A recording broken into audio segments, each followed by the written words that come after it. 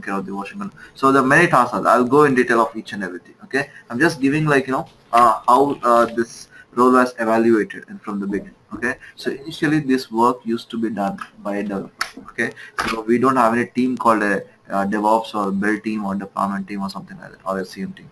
So everything is taken care by the either a dev or a test or both together. Okay. So in a typical SDLC, right, software development lifecycle, we don't have any kind of a built-in pictures in the phases of all the 5 important phases of software development lifecycle. So this was introduced from last more companies are trying to adopt this team or this process instead of a team, I would say process, into their life cycle, project life cycle, so that they can release the softwares they can release their software products, okay, quite frequently with 100% accuracy without any hurdles or issues. Okay, so there are some advantages are there by making use of this team's skills or this process skills. So I mean, if you look at it in the market, right, okay, 10 years before, the entire market was completely different. There are very few service providers out there, and whatever they provided to the clients, right, and that was they used to use it. Okay, now what happened as the competition is increasing, there are many startups are coming, many startup service based companies are coming, and they are giving us such a kind of a confidence to the clients, saying like no, they should be able to deliver the product with 100% quality on time. Okay, by making use of multiple teams, different skill sets. Okay, so that was not there in the legacy companies. Okay, so they used to prolong the deadlines. Okay, they used to continue with some sort of a less scope items. Okay, they will reduce the number of scope items in the release. Okay, what they discussed in the beginning and what they deliver at the end. Okay, so there are many things happened those days, and as the industry is changing into completely into a kind of a mode where very huge competition, and they have to deliver a proper and 100% quality product on time to the client. So in this space of development mode, okay, so they need somebody else help to make the releases smoother. Here a release is nothing but something like an effort of multiple teams for a span of time to release a one version of a product to the client. Okay, that we call it as a release.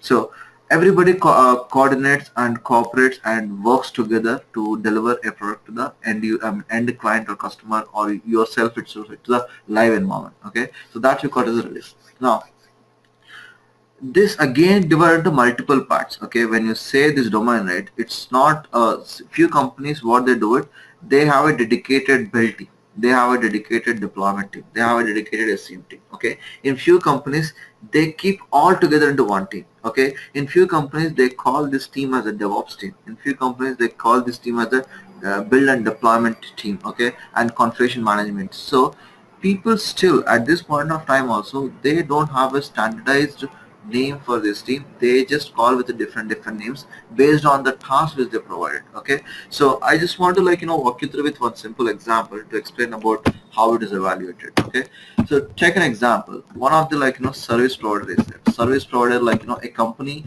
where they work for the client and they deliver the products. Okay, example, take Ascension. Okay, so these guys got a product from one banking financial organization. Okay, from a bank, and they started working for a release. Okay, a release is nothing but a set of features developing for a client for a span of time. Okay, where everybody is included. Okay, and this is called a proper pure IT development work. Okay, we are not in any kind of any maintenance phase or any kind of a support work and all. It's a pure IT development work. Okay, where you are also a contributor in that work. Okay, which I mean the building.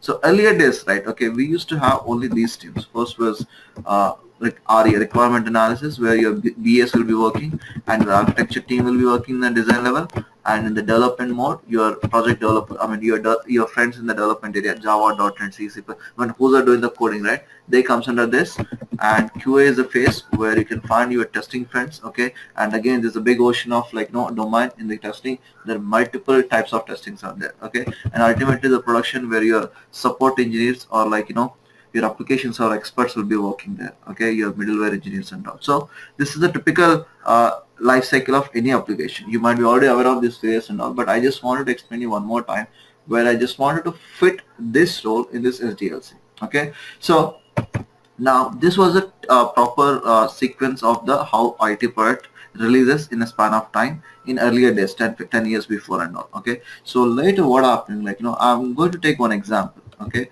so this is one of the issue which was recurringly happening in the IT development. Okay, so what exactly this issue is? Take an example. This project we are calling it as R1. We need to give some name to this release. Okay, every release there is a name. Example, I say some IT company, they released a product. Okay, they don't sell their release. They will give a name to the release. Okay, example, you take your iPhone itself. Okay, they release different versions every year. So they are giving some name to it. Similarly, when you are developing some product and giving to client or customer, or you're deploying it to the production environment, you need to give a name to it. So that we call as a name. So I'm just giving a name called R1, first release. Okay, and this is going to start in the month of Jan. Okay, and my delivery manager planned for a 6 months of effort for this. Okay, so which is going to finish in the month of June.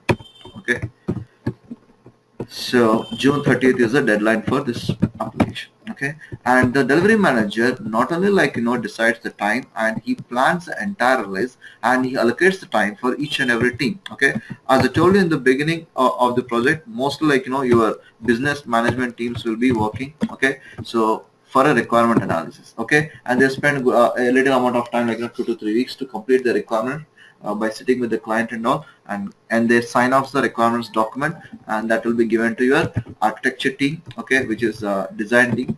Okay, so here the design team will be working. Okay, and think 2 weeks for your requirement analysis. Maybe Jan 15th you're gonna finish this one, 15th, and 1 month for design. Maybe you will finish by February 15th. Okay, so then actual development will start. And in any application development, right, any project development, 60 to 70% of resource time and even the project time is allocated to the development phase. Okay, this is the most important phase, but actually the things will be implemented. Okay, so assume this is going to finish by uh, May 30.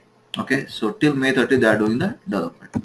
Okay, so now once the development is done, assume they're gonna do almost 1.5 month for testing. Okay, the second majority stuff of the entire SDLC phase is the testing phase, where they spend good amount of time in validating your entire application architecture. I mean all the use cases. Okay, all the test cases and all.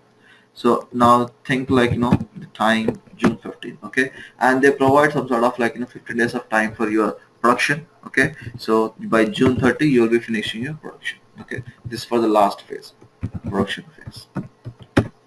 So you give some amount of time for your prod support guys to deploy the your application into what do you call staging and production environment, where they will be completely setting up the infrastructure and everything to finish it.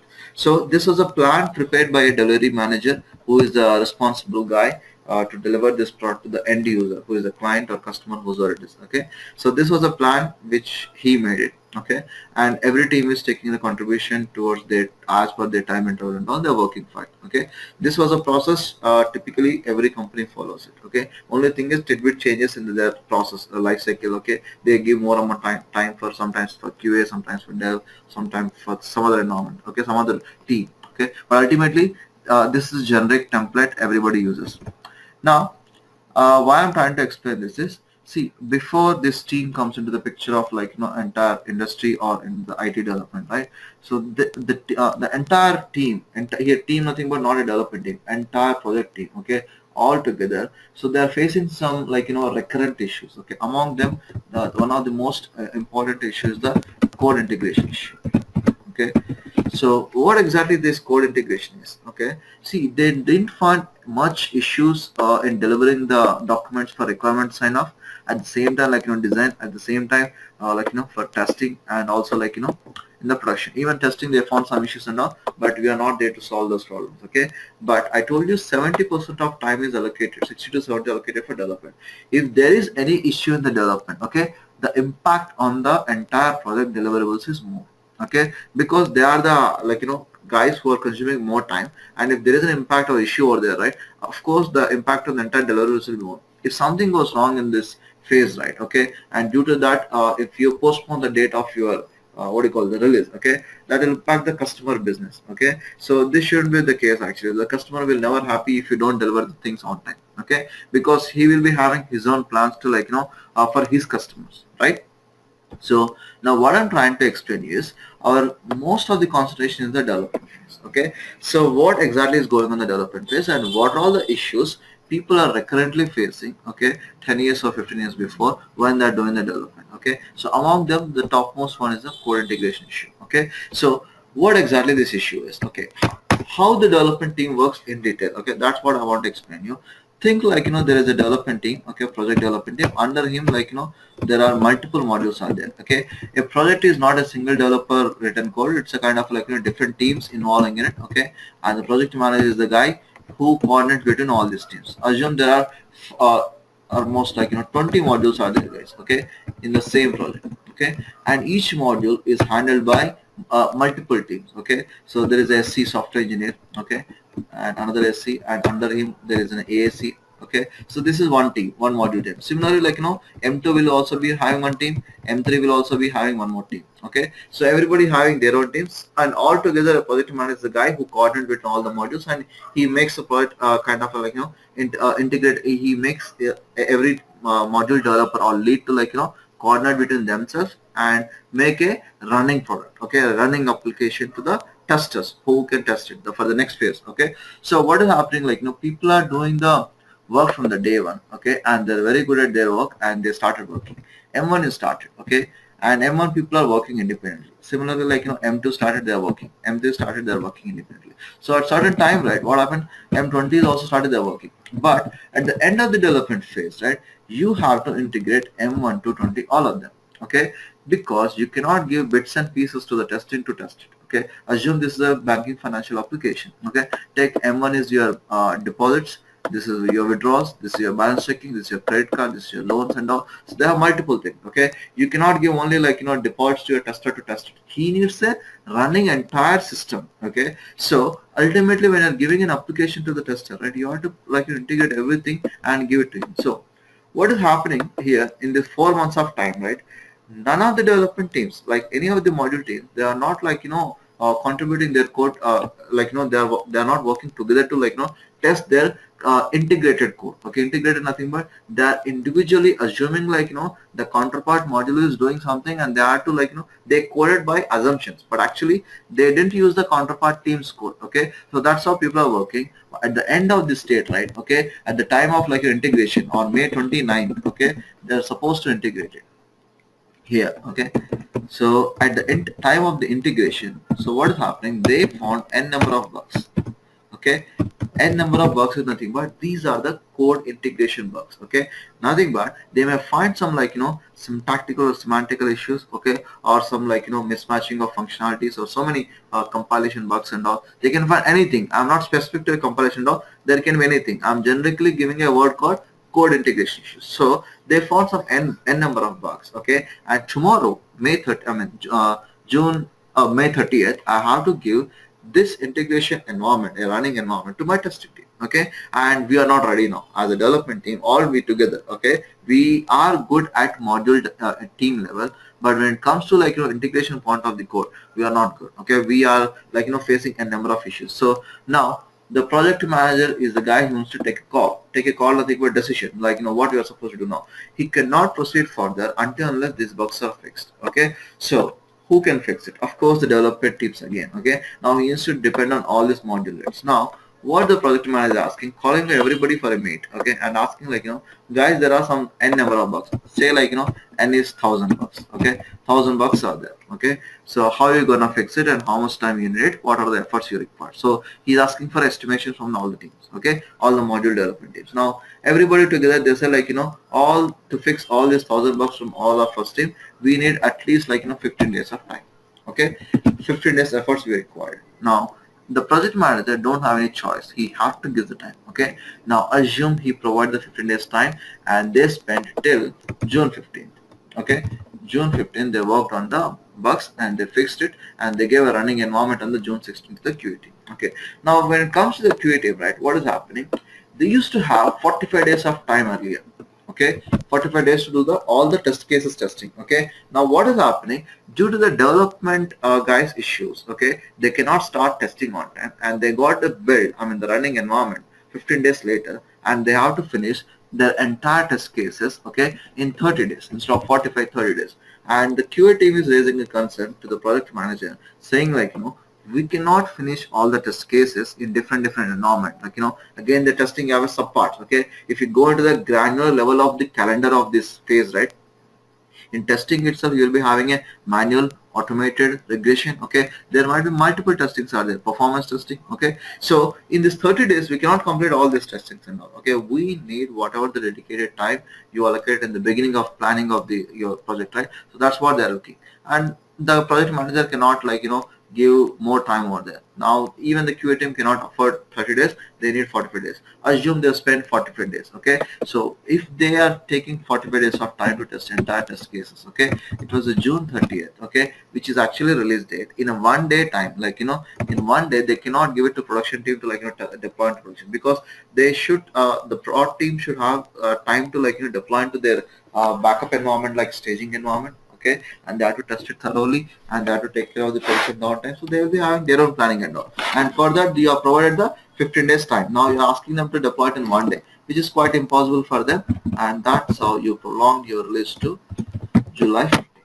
Okay, and these 15 days might be very less for you as a project development team, because you spent 6 months over the entire application delivery. But this 15 days is really expensive for your customer, your client. Okay, because this 15 days, I'm just giving a guess, but this can be 15 days, 1 month, 2 months, we don't know, until unless it depends on the number of bugs. Okay, so this is not a predictable thing. Okay, this is one of the important issue which the development teams are facing quite frequently in most of the projects. Okay, now this is what one of the problem. Okay, and they delivered the project kind of like in 15 days delay, and client was not happy. Okay, and if this was continuing it. Okay, now nobody will be happy. I mean, they don't want to give any of the further parts to them, further list to the same vendor who, like, delivering this product. They want to look, they are looking for some good vendors where they provide on-time products with 100% quality. Okay, something like that. So if you follow this kind of conventional legacy methodologies, okay, SDL systems, you cannot deliver it. Okay, you cannot predict all these things. Okay, so for that there is a solution available again. Okay, so they went back and analyzed entire process. Okay, so when they're analyzing entire process, they came to know, like, of course the issues there in the development team only. Okay, how do we fix it? Okay, that's what, like, they fix came, and the fix you call it as a continuous integration. Okay, so they come up with a concept called continuous integration. I'll explain you. This is a problem statement and this is a solution. Okay, so how people implemented this continuous integration. Okay, so when it comes to continuous integration, right, so what exactly the solution is? It's pretty simple actually. See, it's a methodology or a process they implemented in their regular development lifecycle. It's not a new tool or new technology which they introduced. It's pretty simple one. What exactly they are doing with this? When they started the development from the day one, right? Okay, so in the day one, M1 module started, right? Okay, so M1 started. So in the day two, M2 started. Now what the project management team suggested to the developers are, guys, your both of the code, you might be done only 10%, not 100% of code, because you still have 4 months of time, you'll be doing it. Okay, so whatever the amount of code which you're done, okay, try to integrate these both together. Okay, nothing but you do M1 plus M2, integrate both of them. Okay, you test all the scenarios which are interdependent of both the modules. Okay, that's for the first 2 days. Third day, M3 added. Okay, and again you integrate with M3. Okay, and fourth day M4, something like that. Okay, so you integrate M4, and every day when you're integrating it, right, okay, you will be getting some bugs for sure. Okay, maybe like in the initial span of time you might be getting 5 to 10 bugs. Okay, and fixing these 5 to 10 bugs for a developers is nothing. It's really easy to fix a few amount of bugs than compared to, like, looking at the big number of bugs, like 500,000 and all. Okay, and it's really pain for a developer to, like, dig into those many bugs. With the 5 to 10 bugs, they can easily fix it.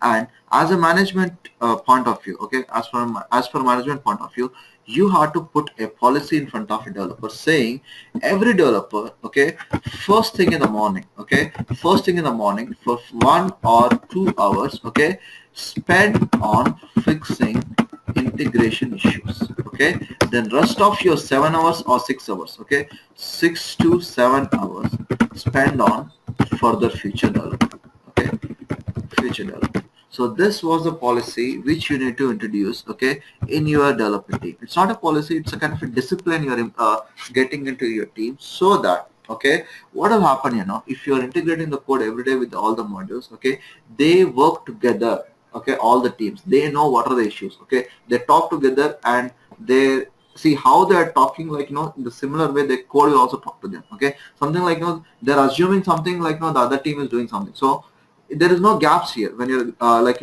integrating, because you are finding the issues, they had to fix it, because their importance is the fixing the bugs first, okay, then proceed with the further. Without fixing them, if you proceed with the further development, no use, again you will be leading with a number of bugs. So if you fix everyday's issues, right, even at the end of the day, you don't see this kind of surprise figures. You might be seeing same figure, like, every day what you're seeing it, like, 5 to 10 bucks, and fixing them for a developer won't take much time. They can finish on the same day itself, and there is 100% guarantee like they are going to give the running environment to the testing team on time. Okay, so this is what a discipline people introduced in the development team, okay, to avoid code integration issues in the project development. Okay, now my next question, second thing is, see, this is the problem statement, this is the solution. Now who is going to implement it? Who is going to implement? Okay, so when it comes to the implementation part, okay, so earlier days, right, so they don't have any kind of picture, there will be a builder, real engineer, or deployment or something like that. They chosen one of the developer, ASC or ASC, okay, and they ask him to, like, you take care of the code integration every day. Okay, so this guy will come every day morning, he don't code actually, okay, his job is to, like, get the modules of whatever is completed from different teams, okay, and build them, okay, and run some unit tests and all. So he'll perform some sort of a coding, I mean some sort of integration activity, okay, he perform everything, and his job is to report the bugs, that's it, okay, execute, report the bugs, execute, report the bugs. So that's what he's going to do it every day, okay. Assume he's spending, like, 2 to 3 hours on this task, okay. This is a task, again, continuous integration is a task which is supposed to do it every day. So he is doing this task, and this guy is doing the task and doing some development even, because he is a developer, he needs to perform the continuous integration, at the same time he needs to work on his own dev task. So he is performing both of them. But this is not only one problem statement in the your development life cycle. There are many are there in this project development actually. Okay, so I just talked about only one, guys. The many are there, like, okay, build process issues, okay, at the same time deployment issues, okay, and configuration issues, okay, okay, and code quality issues, okay, right. There are a number of issues are there. Now for everything they are trying to find a solution, okay, and that solution they're asking somebody to do it, okay, who's gonna do it, okay. So who is gonna do this, okay, for this? See, I'll explain in detail about each and every problem, because our entire training is all about discussing these things, okay. So we'll discuss in detail. As how I explain the code integration issue, right? Similarly, I'll explain the build process and deployment issues, okay, configuration, everything I'll explain in detail, okay. But right now, try to understand this is a problem statement. There is an issue there in your development phase. So we need somebody to tackle it, okay. So who's gonna tackle it? So now what happened? Instead of choosing different developers to do this work, right? They are given all this tasks to the same developer who is doing the continuous integration, and this guy is spending, like, entire daytime in 1 hour here, okay, 1 hour here, okay, 2 hours here. So something like that is spending. Now he is no more getting the time to do his own dev task, okay. So he is completely doing all non-dev activities, okay. So he is doing entire non-dev activities. So what do you mean by non-dev is he's not coding anymore, okay. He's taking care of all operational works, okay, all operational tasks. Nothing but he is no more working on the development work, he is working on operational tasks, okay. So because of his efforts, okay, his effort is not for one module or, like, one team, it's for entire release which is impact, okay. As he's doing all those things, okay, entire team is, like, confident they can release the things in a predictable time, okay, on time, where, like, he will get a trust from the client, like, they can deliver on time. It's not about on time and all, the many things, quality also comes into the picture, okay, recoverability, rollback, the many things are there. But by making use of this skill set, right, okay, they can deliver the things on time with 100% quality, and they can roll back to any state, okay, and they can maintain a structured, streamlined, okay, release process in the project development. Okay, that's what they're trying to bring in the development teams, where they can smoothen the release process. Okay, so this guy will be doing all this tasks. Okay, and this guy can do all this tasks, but not by alone. He needs some help, technology help. Okay, so the technology help is going to be like, tooling, okay, and scripting and automation. You can call anything. Okay, so these are all the main things, kind of like, weapons for this guy, where he can make use of all these things and do all this work. Okay, so the guy who is coming to perform this role, okay, see, I'm not giving any name to this role, guys. Okay, I'm saying some guy, third party guy, who is going to perform this role. He should have a skill set of like, the required tools, okay, the required automation skill set, okay, the required like, scripting skill set. Okay, so these are all the necessary for the guy who is going to tackle this problem or handle this task. Okay, so the role is going to be something like, in some companies, right, they may give you to do only the code integration, okay, task. So in some companies they may ask you to do only the build process automation. In some companies you do only build and deployment. In some companies they ask you to do only the configuration and the code integration, something like that. So people are like, choosing based on their needs. Okay, but they're not completely giving all the tasks to this guy. So that's the reason in every company, right, they don't call this role as like, with a single name. If you are a Java developer, you go anywhere in the world, you are a Java developer. That's it. Okay, you don't have any other name. But when it comes to this domain, they are calling with a different names. Like, in my company, like, they are using somebody to like, to do only the build stuff. So they call it the build engineer. Okay, in some other company they're using the resource for build and deployment. Okay, they are calling the build deployment. And some companies, they same resource they are using for deployments into production and non-production, everything. So they are calling it DevOps engineer. Okay, so in some companies they are asking to do only configuration management, where they are calling him as a SCM engineer. So it depends on what work they're asking you to do it, right? Based on that, they give some name to it. Okay, but still the name is not standardized. Okay, most of the people are trying to standardize the name by giving all the tasks to this team, so that we have a dedicated team to handle all this non-dev tasks. Okay, non-dev, non-QA tasks, so that they have a kind of like, reputation for this team.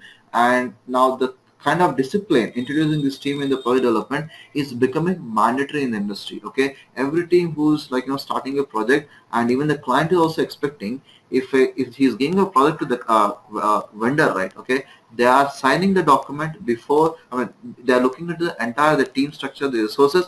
They are saying like, we need a release management or a DevOps team should be mandatory in your project development. Then only they are signing the project, because this has become right now at this point of time in the industry is a mandatory. Okay, so that's the reason there are good amount of opportunities for many folks, okay, in the market. And the reason for lack of resources is, it is just, I mean, not just, it's been started from long, okay, from last 5 years, but people are aggressively like, adopting this discipline in the project development. Okay, that's a history behind the this entire team, or the like, the domain of the configuration or build and deployment or DevOps, whatever you can call it. Okay, so now my job is to like, train you folks, okay, in all these areas, what exactly the issue with the project development when they're doing it, and how we are going to tackle, and what tools we are going to use it, okay, to do kind of like, automating or streamlining, or like, making some sort of a smooth process. Okay, whatever. So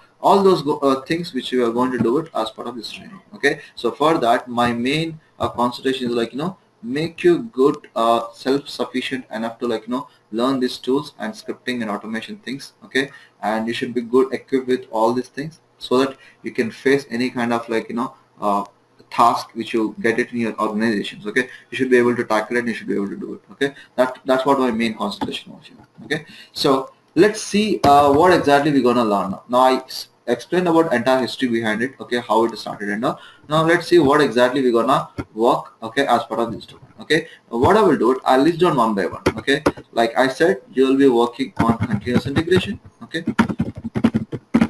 and you'll be working on build process automation. Okay, and you'll be working on deployments. Okay, deployments automation, and you will be working on what do you call it? Source code management. Okay, you take care of source code management even, and you may get a chance to work on application servers even, because you are doing the deployment nothing but application servers will be there for sure. Okay, so that is also one area which you need to get a little bit of understanding what application server. Okay, and some other things are there. See, I don't specifically say others, like some there are many things, like maintaining the binary repositories, okay, running some static analysis, okay, the many are there. So I'm just keeping everything into the others, okay. So, and the final thing is the continuous delivery, okay. So how do we implement the continuous delivery? Okay, so these are the main topics which we'll be covering as part of the our entire training. So now, the thing is, the topics are good. We'll go through it. Theoretical introduction is nice. I can understand. Okay, I can get the I understand things, and I'm just kind of like enthusiastic to do the things. But the thing is, how I'm going to do it. Okay, it's a simple question. How I'm going to do it. So somebody, you ask a question like do you know any programming language? Okay, the guy immediately will ask you a question back to you, which programming language? Okay, something like that. So similarly, like people will be like trained on C, Java, .NET. Similarly, like if you are a DBA, I'll ask you immediate question, which DBA, like which database server you administrate. Okay, is it a SQL or Oracle, whatever. The many DBs are there. So similarly, when it comes to the continuous integration, we don't do continuous integration manually. Okay, manually doing it is a really painful activity. I'll tell you when I'm talking about continuous integration. If you do it manually, what will happen? If you make use of a tool, what will happen? Okay, the differentiation, we'll see it later. Okay, for right now,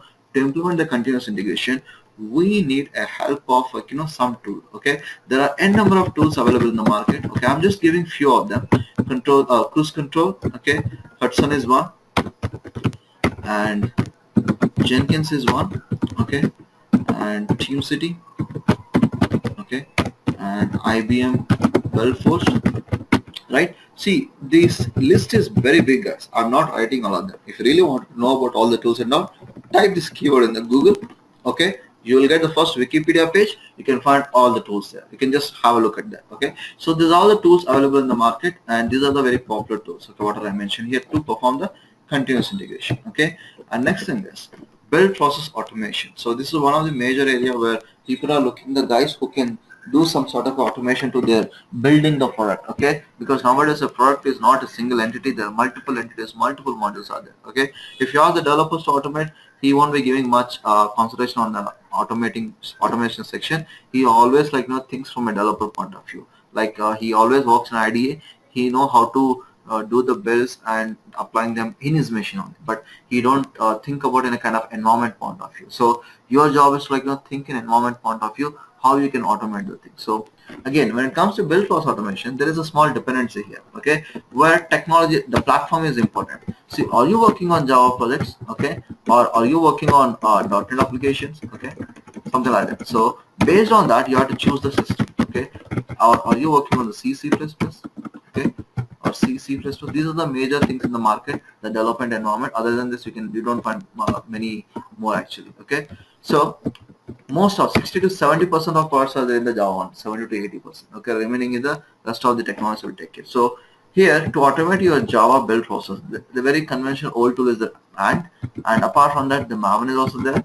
Now latest in the market Grader. Okay, so few tools are there. Okay, there's all the tools available in the market to automate the build process. Okay, see the words like cruise control, Jenkins, Hand, Maven might be very new to you people, because you might be never gone through these kind of buzzwords and all. Okay, see anything, any content, like when you're learning first time, right, it will be new. Okay, don't be like surprised, do we need to remember all this. See, once the training is going on, once I'm going to each and every topic, I will be repeating these words quite frequently. Okay, so that you will be remembering all these words by default. Okay, instead of the technical stuff in detail, at least you can remember the names of the tools and all, right? So in the first attempt, for right now, you just leave it and forget about it. Just think like some tool is available to do the Java build automation, something like that you remember. Okay, similarly for .NET even, okay, there's a tool called MS Build, Enant is there. Okay, and for C++, make, rake, and CMake. Okay, so these kind of tools are available to make your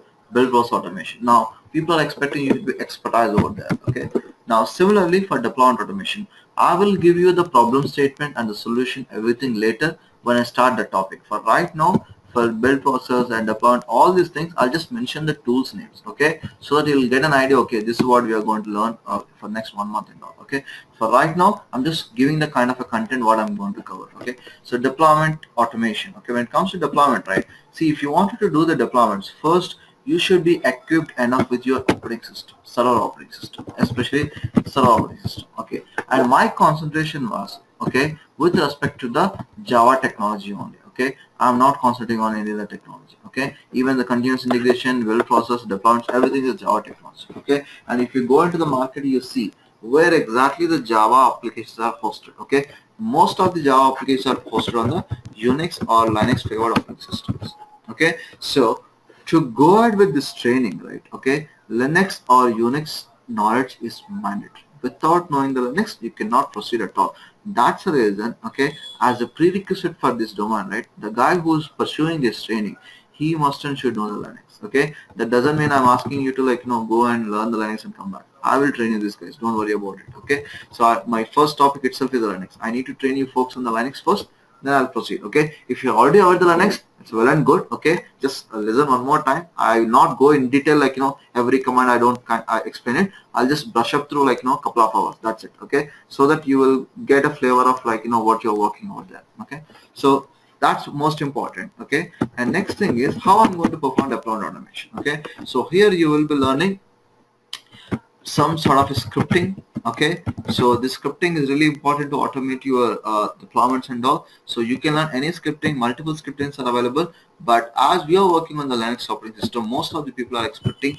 the guys who is coming with this role should be expertise in the shell scripting. Okay, so shell scripting is the most popular scripting language. Who's always working on the Linux operating system, they default things they know the shell scripting, because this is a much easier scripting and a very lightweight scripting to automate system related tasks. Okay, and next there are some other popular scriptings, other Perl. Okay, and PowerShell is for Windows guys. Okay, if you're working on a .NET environment and you want to automate the deployment, then you can make use of PowerShell. Okay, and similarly Python. Okay, many other scripting language. You can make use of any one of it, but most people prefer shell scripting. Okay, and this deployment automation can not only be done with the scripting, we can make use of the tools even.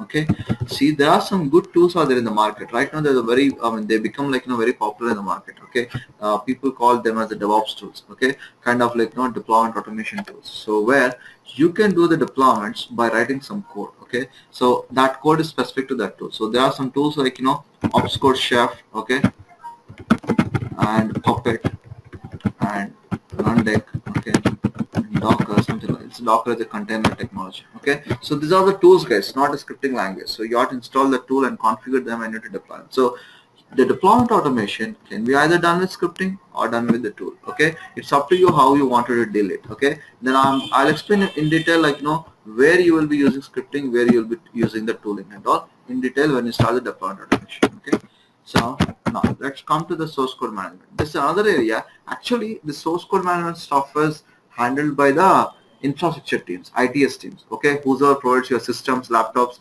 and they create some email accounts, your HR, finance accounts, right? Something a portals. Okay, so those guys used to handle it, but later what happened? As we closely work with the release team, right? Okay, release nothing but with the release coordinator, right? Okay, so our development teams work on multiple parallel releases. I just explained about one release here sequentially. Think about in a month of some time you got some parallel release. Okay, how are you gonna handle this? Okay, so for these kind of things you have to manage your source code appropriately without losing your data, without disturbing your current releases. Okay, so these words might be new to you right now, but I'll detail explain what is source code management when we enter into that topic. Okay, for right now try to understand to do this job, to implement the source code management in your project, you have to make use of some tools. There are many tools are there to host this source code management. CVS is one, and Subversion, and Git, okay, and Mercurial, okay, ClearCase, and for Microsoft folks it is TFS, okay, and VSS, okay, VSS is old, and many guys start with the TFS for Microsoft, but other people Java world and other world, I mean, it doesn't mean people .NET guys cannot use this. You can use this even. Okay, source code management is not platform specific. Okay, but Microsoft folks for their own thing they develop these two tools and deliver it, but these are all licensed.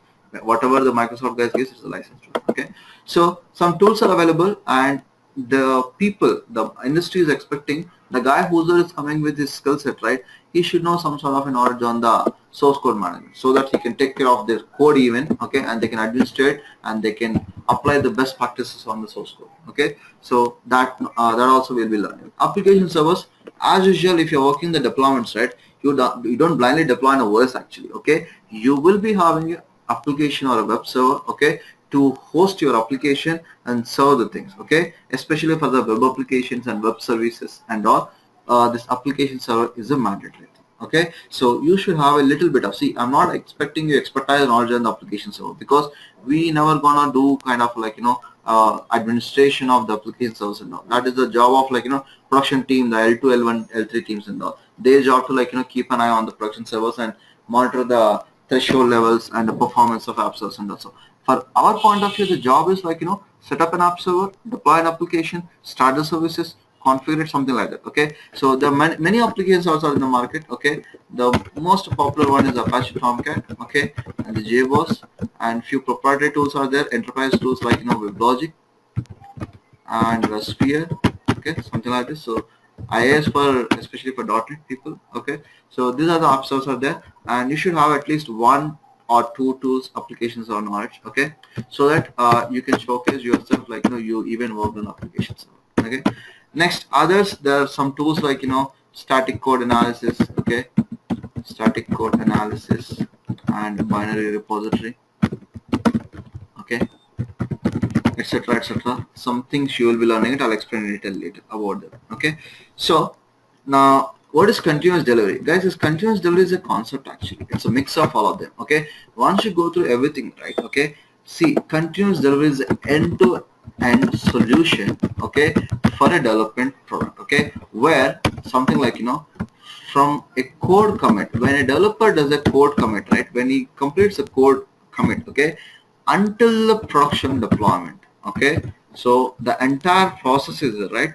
This you need to automate it, okay, and that stuff is called the continuous delivery. We'll talk about continuous delivery concept later, and this is something like, a summary of entire your skill which you learn, okay. This I'll talk about the end. I'll take a project, a live project kind of thing. I'll show you entire stuff like, how the continuous delivery is implemented, okay. So this is all about the content, and what I mentioned here, don't think like, we'll be going through each and everything, okay. If you go through each and everything, even like, 6 months also not sufficient. So among them, what I'm trying to say is, I'm going to cover one or two tools, okay, each and every category. So when it comes to continuous integration, I will cover you the Jenkins, okay. When it comes to build process automation, I'm concentrating more on the Java, so I'll choose two tools, Ant and Maven, okay. I'll train you both of these two things. And when it comes to deployment part, this is mandatory. I'll train you Linux basics, okay. So from a user point of view, if I give a Linux operating system to you, you should be able to use it just like a Windows operating system. Like how fluent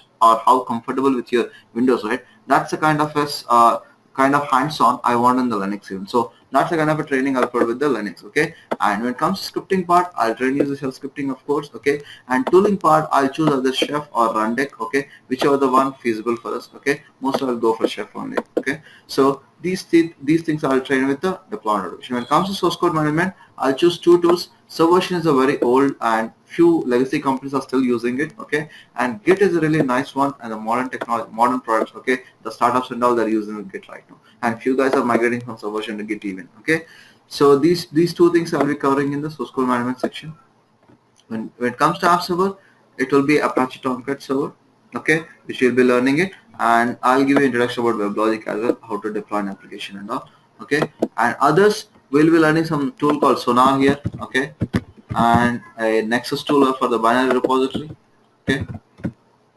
Nexus is one tool which you'll be learning it, okay. And there are some tools will be coming here and there, PSCP, WinSCP, Wheeling, or some tiny tools will be there.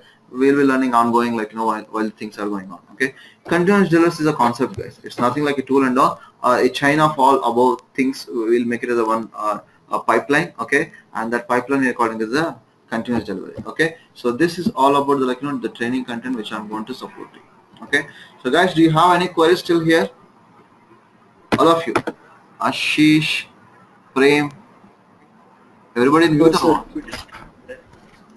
Yeah, it was clear, sir. One second, guys. Okay.